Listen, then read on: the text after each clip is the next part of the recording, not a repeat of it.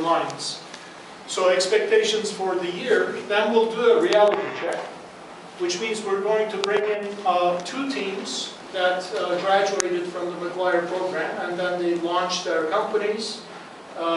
I think one of them is just 1 year old and the other one is maybe 3 years old.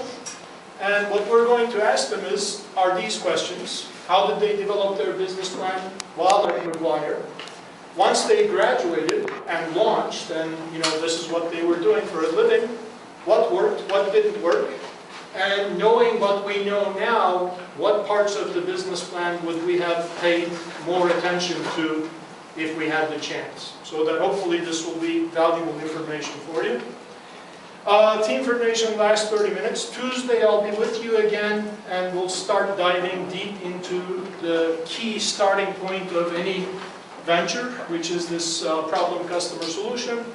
On Thursday, I will go to the grads and Jim Jindrik will be coming to teach you about business model, value proposition, competitive advantage, etc., etc. Okay, so I'd like you to imagine that it's now May the 2nd, 2014. You're this close to graduation, and we have our McGuire New Venture Competition Day. Awesome day. Awesome day in many respects, right? And what would you like to have accomplished by then is the question that we're going to ask. So, for example, think for 10 seconds about, where would you like to be at that point with respect to McGuire. So, for example, one of our success stories, Notable, by the time they graduated from McGuire, within 6 months, they had 10,000 users, 20,000 downloads of student taking notes, and $18,500 in revenue already. So this is an exceptional case, of course, and in fact, if you start making money while at McGuire, it causes all kinds of grief for us. But if they can do it, you can do it also, right? But this is just a small sampling. I'm not setting this as the goal for you to achieve. In fact, I have other goals for you. So this was supposed to, because it's a PDF, it won't do this. Okay. So this is May 2nd, 2014. What have we achieved? And we're going to go down the line. First of all, let's get a May in class, might as well. Right? The easiest thing to do. Low-hanging fruit to pick. The second one is, let's develop a first-class business plan that we can be proud of. You yourselves as the authors of the product, much more than just a term paper and a report, something that you can be proud of yourselves. Okay, so check mark against this. Check mark against this. Let's take it a little bit, let's get a little bit more aggressive in terms of what we wish to accomplish. The first-class business plan, which gets recognized by the showcase judges for its excellence. So people like Carl Leather, Chris McGuire, all these, very successful people, by choosing your team as the first, second, or third, are indicating that you have done a great job. We applaud you. So not only are you proud of it, but you have other people, knowledgeable people, indicating that you really have done a fantastic job. So we'll keep getting more and more aggressive. We want more and more and more. The first-class business plan, which wins a national business plan competition. So we will be sending several of you out to business plan competitions. One of them in Arizona is going to take place at the University of Arizona here. People from ASU and NAU are going to come in, and some of our teams are going to participate. The grand prize winner, $7,000. Possibly more this year. Possibly more this year. There are some other competitions. For example, one of my ex-students went to Tulane for a business plan competition, and she won $50,000. So she was given a check for $50,000 bucks. One of these big checks that she carried around at the airport, but got the real money too, and paid off, a good portion of her house. So beyond the money though, now we're going from, I'm satisfied, respected people are satisfied, nationally people are so impressed with my work product that they're willing to give me $50,000 $7,000, etc. We won't stop there, right? I want more. A first-class business plan that can help us land a job. So this is a product. If I were an executive at a company and you came to apply for a job to me and you said, oh, by the way, I was part of the team that created this business plan.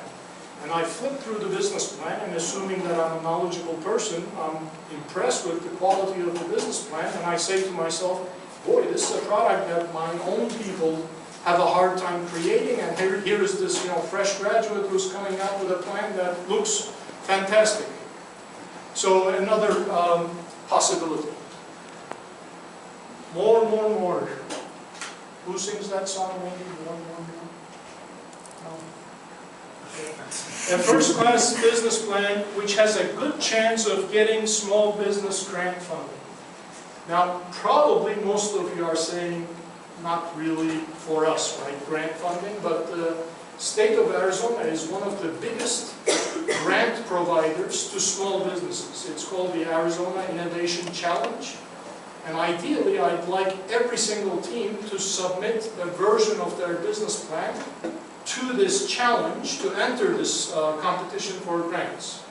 And those are up to $250,000. Now we're beginning to talk, serious money to launch the business. And the state is very interested in having new businesses launched, employment generated and so on. So it's a great opportunity, and I'm going to show you specific examples of applications of this. I'm a judge on these as well as a past recipient of this grant. So they have a rubric, and you'll perhaps be surprised that the rubric is almost one-to-one correlates with what we teach you or what you're supposed to cover in a business plan. One-to-one. Further, a first-class business plan we have enough faith in to forego job offers for. I don't think that's pretty good English, but for which we have enough faith to forego job offers. I wish we had enough faith in our business. For which we have enough faith to forego job offers. For which we have enough faith to forego job offers. Now we're really talking, right? Now the acid test is upon you. You have a great job offer from a company, and you have passed these things, and you're trying to decide, should I go ahead and launch this thing, or should I just take the job and be safe? So, quick comment on this. I've asked colleagues of mine who run large companies, billion-dollar companies like Sanofi Aventis, and I said, if you had two resumes, otherwise identical, one of them says, I graduated from college, I launched a startup, and it failed miserably, and I spent 1 year doing it. And the other one says, I graduated from college, I did everything else that this guy did, except that I'm now applying to your company. Which one would you take? They say, typically, without any question, the first one. The one who attempted to launch a business because he learned a ton about real life during that period. Now, if I was, at my age, if I were to apply to Sanofi Aventis and say, I started 3 companies and I sold them all, and I now want to work for Sanofi, what they would probably say is, this guy is going to come and find some ideas within Sanofi and then go out, 6 months later and launch his own business again. So I have a black mark on my chest or whatever, right? So don't hire this guy because he's an entrepreneur. But at your stage of life, it's seen as a positive, is what I'm hearing from my colleagues. Danger is increasing now. The risk is increasing. These are only for the most successful of you, right? So there will be a distribution of teams. There always is, a normal distribution. There will be the Olympians that do an incredible job. There will be the median, and then there will be the ones that just want to get BA and walk away. So our job is to keep pushing that curve towards the high end, right? Everybody will be pushed up until we can't take it anymore. A first-class business plan we have enough faith in to ask family and friends for funding. So now we're taking it up one more notch, where you're saying, Mom and Dad, not only am I not going to take this job offer, but could you give me $50,000 to start this business? Now you're really going nuts, right? So, alternatively or simultaneously, There's a professional investment class that desires to invest in small startups. They're on a spectrum also. Some of them like very early stage, very risky, high risk, high return. Let's give them a chance and see if they can get somewhere types. Seed investors, we'll call them, early stage seed investors. A first class business plan to generate investment interest from seed investors. Now my proposition to you is, if you generate a business plan that meets this important criterion, then by definition all of the above will be met also. And I'm not saying this because I have a big head that, we're the ultimate, right, as angel investors. If you can satisfy us, for sure you should satisfy your mom and dad and anybody else, right, or the McGuire Center and so on and so forth. But this truly is the acid test, because this is the point where somebody is parting with their money and putting their full faith in you to execute the plan that you proposed properly. Clear? Okay? So now, like we discussed before, a process of finding out who you are. Who are you? You don't probably know yet, so use the McGuire program to find out who you truly are. Where are you going to stop? Where are you going to say, okay, I guess this is as much as I'll go with this one? Or are you going to push your limits and go all the way out?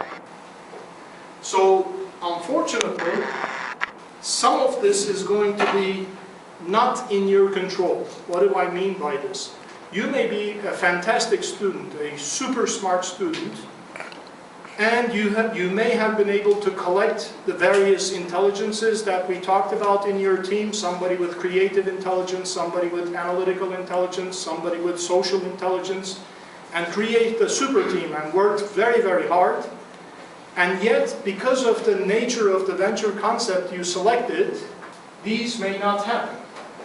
You may stop here, or here, or here, not due to any shortcoming of yours, but due to the venture concept. And that's why the venture concept selection is so critical. Just for a second, going back to Noto. So by chance, they were able to pick a venture concept that did not require any purchase of capital equipment, for example, right? They picked a venture concept where on day one, they could generate revenue for the company. As soon as these notes were purchased, same thing with Mistobox. As soon as a coffee subscriber signed up, money started coming into the bank. So as opposed to a medical device, we'll create a medical device. Well, you have to cross a huge hurdle before you can get to a revenue producing stage. And because of the fact that you're undergrad students without the adequate experience, you may get stopped here, or here, etc. But to me, and I'm not saying this, to sound nice or anything like that, or cliche or anything like that, but as long as you're satisfied with this, as long as you're proud of the work that you have done, as long as you can say, I could not have done any better than this, and that really is the criterion for, excellence in life. I could not have done any better than this. This is the best that I can do.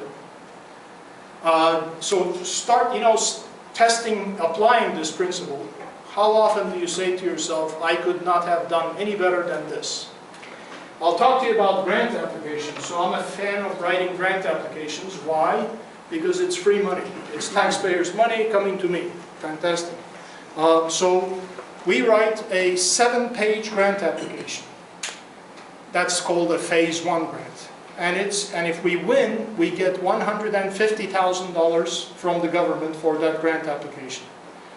So every single word there, I calculated that number too, is worth, I think, between $300 or $700. So I would agonize for an hour on just one word. Which word should I use there to maximize my chances of getting the $150,000? And when I finished the application, I would feel really fantastic about it. This is a work of poetry. This is art that I have created. It's not just a grant application. It could not have been done any better than this. And that's kind of a nice feeling to have, actually. It makes you, wake up in the morning. So think about these as you start developing your business plan. Any questions? Any comments? So you have understood everything I said and you agree with everything that I said, which is cannot be, huh? Nothing at all. Okay, continuing on. So I keep saying, first-class business plan, first-class business plan, first-class business plan, repeating over and over and over again. So one of you ought to have asked me,